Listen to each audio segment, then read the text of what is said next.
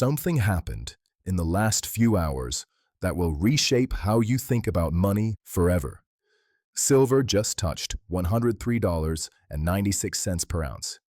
For the first time in human history, silver is consolidating above the triple-digit threshold that experts said would never be breached.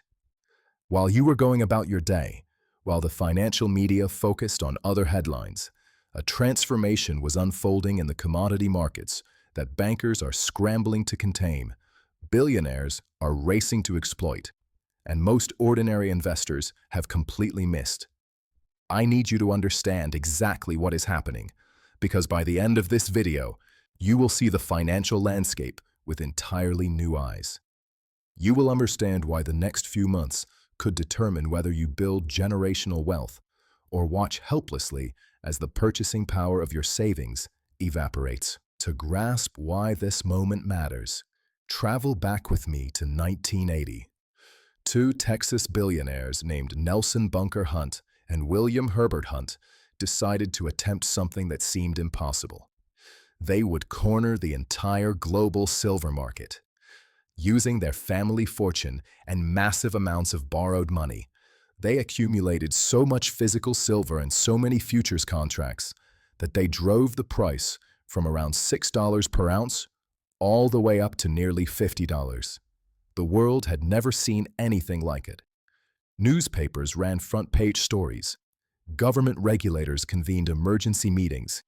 The Commodities Exchange changed its rules specifically to stop them, raising margin requirements so high that the Hunt brothers could no longer afford to hold their positions. Silver crashed. The brothers lost billions and eventually declared bankruptcy. And for the next 45 years, that $50 ceiling stood as an unbreakable barrier, a monument to the limits of what was possible in the silver market. Then in October of last year, something remarkable happened. Silver pierced through $50 like it was not even there. And instead of collapsing as it had twice before, prices kept climbing. $60, $70, $80, $90, and now above $100 for the first time ever. But here is what separates this moment from the Hunt brothers saga in ways that will keep you watching until the very end. The Hunt brothers were two wealthy individuals using leverage to artificially manipulate a market. Their scheme was fragile because it depended on borrowed money and market sentiment. When regulators raised margin requirements and sentiment shifted, the whole edifice collapsed. What is driving silver today is fundamentally different. This involves nation-states restricting supply. This involves industrial demand that is structural and growing. This involves a breakdown in the paper trading system that has controlled prices for decades. This involves central banks, sovereign wealth funds, and multinational corporations all scrambling for the same limited supply of physical metal. The scale is different. The forces are different. The implications are profound. Let me show you exactly what I mean. On January 1st of this year, while most of the Western world was nursing hangovers and making resolutions, China dropped a bombshell on the global silver market that almost nobody noticed. Beijing implemented new export restrictions that effectively weaponized the world's silver supply. The Chinese government designated silver as a strategic resource, the same classification given to rare earth minerals that are considered essential for national security. Under the new rules, only 44 approved companies are permitted to export silver over the next 2 years. These 44 companies control access to approximately 121 million ounces of annual exports, representing 60 to 70% of all refined silver traded globally. Let that sink in. A single government now exercises veto power over the majority of the world's tradable silver supply. But China is not just restricting supply to the rest of the world. Chinese domestic buyers have been paying premiums of $8 or more above Western exchange prices to secure physical metal. They are buying aggressively despite these inflated prices. They know something, they are positioning for something, and the implications are staggering. Why would China take such a dramatic step? Because Beijing understands something that Western financial markets are only beginning to recognize. Silver is not merely a precious metal for jewelry and investment. It is the indispensable industrial input for the technologies that will define the 21st century. Every solar panel requires silver for its electrical contacts. No other metal conducts electricity as efficiently. Every electric vehicle uses silver in its electrical systems, its battery connections, its charging infrastructure. Every smartphone, every computer, every piece of advanced medical equipment depends on silver components. Every data center powering artificial intelligence requires silver in its servers and electrical systems. As the world accelerates its transition to renewable energy and advanced technology, demand for silver is not growing arithmetically. It is exploding exponentially. The solar industry alone consumed approximately 161 million ounces of silver last year. With solar installations projected to grow rapidly over the coming decade, industrial demand for silver will only intensify. And here is the critical fact that changes everything. Mining supply cannot simply be increased to meet demand. It takes 7 to 10 years to bring a major new silver mine into production. Environmental regulations have become more stringent. High-grade ore deposits have been depleted. The easy silver has already been extracted. Current mining output is roughly 800 million ounces per year, and that number cannot be meaningfully increased in the short or medium term. For the fifth consecutive year, the silver market is in a structural deficit. Demand exceeds supply by approximately 150 to 200 million ounces annually. This is not a temporary imbalance. This is a chronic condition that is getting worse, not better. Now let me explain what is happening on the major exchanges, because this is where the story gets truly alarming. The silver market operates on a system of paper contracts that has been built over decades. When you see a headline saying silver is trading at $103, that price typically refers to futures contracts on exchanges like the COMEX in New York. These contracts represent promises to deliver silver at a future date. In theory, if you hold a contract until expiration, you can demand physical delivery of real silver bars. In practice, this almost never happens. Traders simply roll their contracts forward or close them out for cash. This disconnect between paper promises and physical reality has allowed something extraordinary to develop. By late last year, analysts estimated that for every 1 ounce of real silver sitting in registered exchange vaults, there were approximately 356 ounces of paper claims circulating in the market. 356 paper ounces for every 1 physical ounce. The system works only because everyone has agreed to keep playing the paper game. Only because nobody actually demands their silver. But in early January, the game started breaking down. Traders began rolling contracts backward instead of forward, meaning they were moving from later delivery months into earlier ones. Instead of deferring delivery to March, they wanted their silver in January or February. In just 7 days during the first half of January, more than 33 million ounces of silver were physically withdrawn from COMEX vaults for delivery.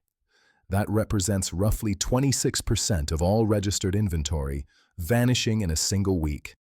To put this in perspective, imagine if 26% of all deposits at your bank were withdrawn in 7 days. That bank would be in crisis. That is the magnitude of stress the silver market is experiencing right now. Major institutions are involved. JP Morgan has been aggressively taking physical delivery. Deutsche Bank has been delivering metal. Citibank has been accumulating. These are not retail traders on internet forums. These are the largest financial institutions in the world, and they are demanding real metal rather than paper promises. The exchanges responded with their traditional playbook. They raised margin requirements, making it more expensive to hold futures positions. This is the same tactic they used against the Hunt brothers in 1980, and against speculators in 2011. Both times, the margin hikes worked. Prices collapsed as leveraged traders were forced to sell. But this time, something is different. Prices are not collapsing. After each margin hike, silver has steadied and resumed climbing. Because unlike previous episodes, this shortage is real. Margin requirements cannot create physical silver. The only thing that can create silver is mining, and mining has been in deficit for 5 consecutive years. This brings me to the crucial concept of wealth preservation that everyone watching needs to understand. The purchasing power of the dollar has declined by more than 96% since 1920. $1 from a century ago would buy what requires approximately $25 today. This is not speculation or opinion.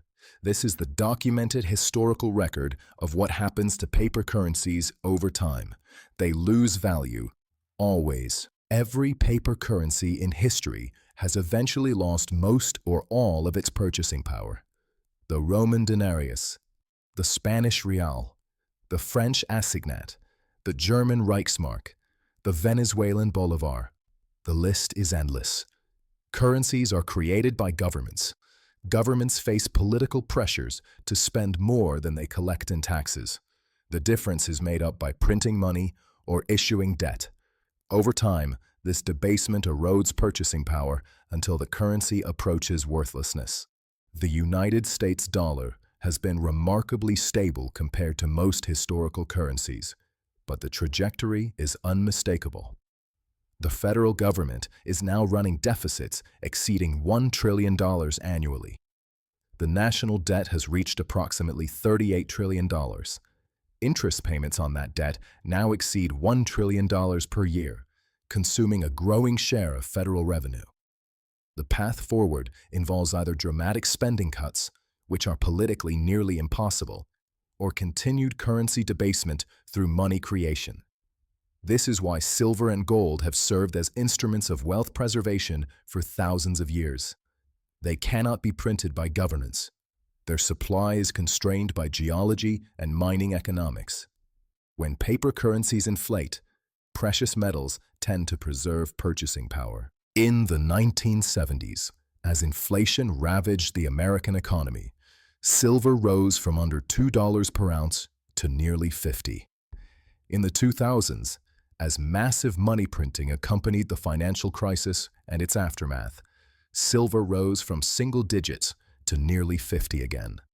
And now, as the most extreme monetary experiment in history continues to unfold, silver has broken through previous barriers and entered uncharted territory. This is not speculation. This is monetary physics. When you create more units of currency without creating proportionally more goods and services, each unit of currency becomes worth less. Hard assets that cannot be created at will become worth more in currency terms. But I must be completely transparent about the risks. Silver is volatile, brutally volatile. In 1980, after the Hunt brothers' collapse, silver crashed from nearly $50 to under $10. Investors who bought at the peak lost more than 80%. In 2011, silver peaked at nearly $50 and then spent years declining, eventually bottoming below $12. Those who bought at the top endured nearly a decade of paper losses. The current rally, as powerful as it has been, could experience a similar fate. Parabolic moves often end with equally dramatic reversals. A 20, 30, or even 50% correction from current levels would be entirely consistent with silver's historical behavior. Anyone who invests in silver needs to understand and accept this volatility. This is not a place for money you cannot afford to lose or money you will need in the coming months or years. The key question is whether the current rally is built on speculation or fundamentals. If it is primarily speculation, history suggests a crash is coming. If it is built on genuine supply constraints and structural demand growth, corrections may be followed by further advances. My analysis suggests this rally is fundamentally different from 1980 and 2011 in critical ways. The supply deficit is real and has persisted for 5 consecutive years. This is not a temporary imbalance that will resolve when prices rise enough to bring new supply online. Mining capacity cannot be expanded quickly, and high-grade deposits have been depleted. Industrial demand is real and growing structurally. The solar energy transition is accelerating globally. Electric vehicle adoption is ramping up. Data centers for artificial intelligence are being built at unprecedented rates. These demand drivers are not cyclical. They are secular trends that will persist for years. China's export restrictions are real and unlikely to be reversed. Beijing has designated silver as a strategic resource for national security reasons. They are not going to reverse this policy because Western markets want more supply. The paper-to-physical divergence is real and unprecedented. Physical silver premiums in Asian markets have at times exceeded Western exchange prices by $8 or more per ounce. This signals severe stress in the system that margin hikes cannot resolve. What do analysts project from here? Bank of America has suggested silver could reach between $135 and $309 per ounce under various scenarios before this cycle concludes. Other analysts have mentioned targets around $200 based on inflation-adjusted comparisons to the 1980 peak. These are projections, not guarantees. Consider the inflation-adjusted perspective. Silver's 1980 peak of $49.45 would be worth approximately $194 to $200 in today's purchasing power. Current prices, around $103, represent roughly half of that inflation-adjusted high. Simply returning to the previous real peak would require prices to nearly double from here. Consider the gold-to-silver ratio. This measures how many ounces of silver equal 1 ounce of gold in value. During previous precious metals bull markets, this ratio has fallen to around 40 or even lower at peak silver enthusiasm. Today, with gold near $5,000 and silver above 100, the ratio sits around 50. This suggests silver still has room to outperform gold, which itself appears to be in a powerful uptrend. Consider the structural outlook for the coming years. Solar installations are projected to continue growing rapidly. Electric vehicle adoption is accelerating despite economic headwinds. Artificial intelligence is driving massive investment in data center infrastructure. Every one of these trends increases demand for silver. Meanwhile, no major new silver mines are scheduled to come online that would meaningfully increase supply. For those considering how to position themselves, several approaches exist. Physical silver in the form of coins and bars provides direct ownership with no counterparty risk. You hold real metal that cannot be defaulted on by any financial institution. But physical requires secure storage and insurance. You pay premiums above spot price when buying and accept discounts when selling.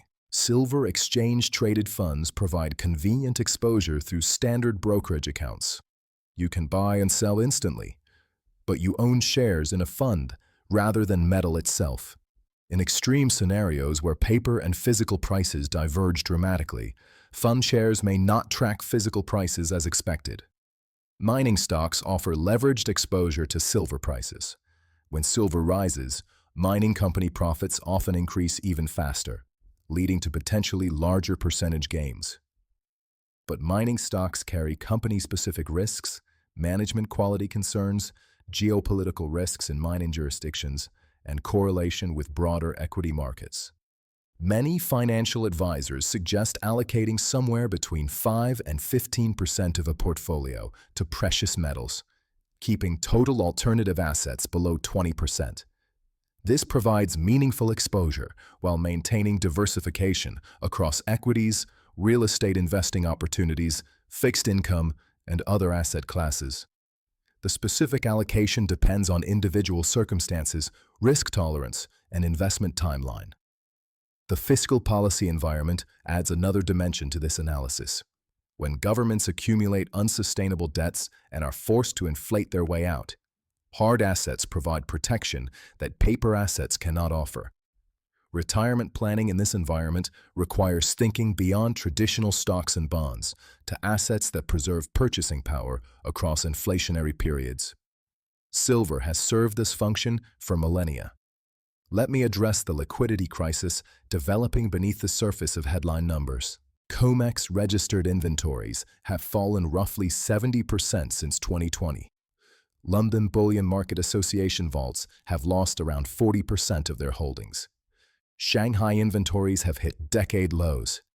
At current consumption rates, some industrial regions have barely 30 to 45 days of accessible silver reserves. This is why premiums between physical and paper silver have widened dramatically. When physical metal is genuinely scarce, buyers will pay premiums above exchange-quoted prices. The divergence signals that the paper market is not accurately reflecting the true value of physical metal. Solar panel manufacturers are signing direct agreements with miners to guarantee supply. Technology companies are stockpiling silver components. This is not speculative hoarding. This is industrial self-preservation. These companies need silver to produce their products and cannot afford to rely on an exchange system that may not deliver. The geopolitical dimension extends beyond China. Nations around the world are reassessing their reliance on supply chains that can be disrupted by political decisions in other countries. Silver flows through a complex global network that touches mines in Mexico and Peru, refineries in China and Russia, vaults in London and New York. Every link in this chain is a potential point of failure. The Federal Reserve is scheduled to announce its next interest rate decision in a matter of days. Markets expect rates to remain unchanged for now, with cuts priced in for later this year.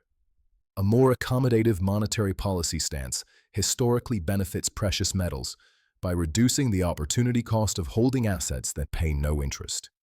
And there is speculation that a new Fed chair may be selected soon who could adopt an even more dovish stance on monetary policy. Any such development could add fuel to an already powerful precious metals rally. Let me paint a picture of what the silver market might look like over the coming months. We could see continued price appreciation as physical shortages intensify and paper claims are tested against reality. We could see increased volatility as exchanges try various interventions to stabilize a fundamentally unstable market. We could see growing divergence between exchange-quoted prices and physical premiums, making the true price of silver increasingly uncertain. We could see industrial users fail to secure adequate supply, leading to production disruptions in solar, electronics, and medical device sectors. We could see political attention on precious metals increase as governments attempt to manage the economic implications of rapidly rising prices. None of this is certain. Markets are complex systems with emergent properties that defy prediction. Black swan events can redirect trajectories overnight, but the forces that drove silver from $30 to over $100 remain firmly in place. Until they reverse, the fundamental direction appears to be higher. The Hunt brothers tried to corner the silver market with borrowed money and hubris. They failed because their scheme was artificial, built on leverage rather than genuine scarcity. What is happening now is the opposite. This is not one family trying to manipulate a market. This is the entire global economy confronting the reality that there is not enough silver to meet demand, and no financial engineering can change that geological fact. Some will dismiss this analysis as alarmist. Some will wait for lower prices that may never come. Some will watch from the sidelines as the greatest precious metals move in a generation unfolds without them. The silver market is sending a clear signal. The paper trading system that has controlled prices for decades is under unprecedented stress. Physical metal is in genuine shortage. Industrial demand is accelerating structurally. Major nations are restricting supply for strategic reasons. The foundations are entirely different from previous rallies that ended in crashes. What you do with this information is your decision, but it should be an informed decision based on understanding rather than a passive default based on ignorance or inertia. 1 year ago, silver was trading at around $31 per ounce.